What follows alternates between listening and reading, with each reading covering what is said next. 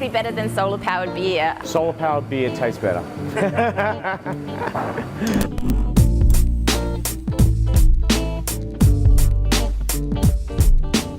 One of the licensees of our local pub, she called me up one time and she's like, there are these people that are doing community-owned solar projects and they haven't done it yet and they want to find a site.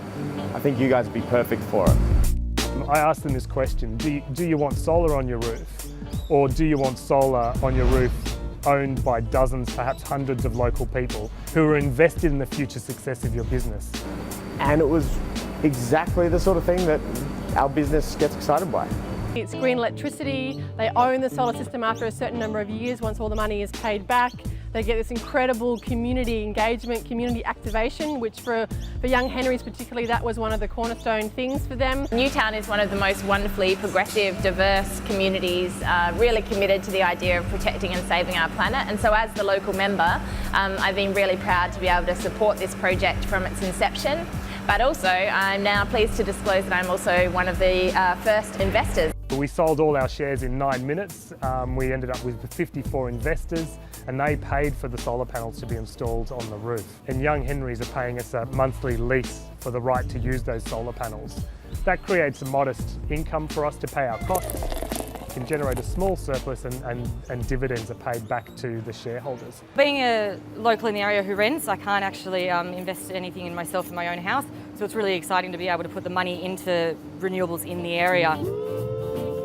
The initial idea for Young Henrys came about from a friend, Richard Adamson. We were running a beer club together, and one night after beer club, he said, I wish I could create a brewery that is as in contact with the people that drink the beer as Beer Club is. Sort of like everything else in Young Henrys, that kind of just gained a life of its own and snowballed slightly out of control.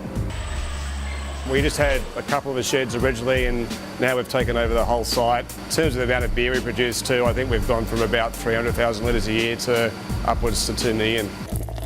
But we firmly believe in taking responsibility for what we produce, the effects our business has on the world. Sort of has changed the game a little bit. There's no business now that can sort of say, well, we can't do solar because it's too expensive.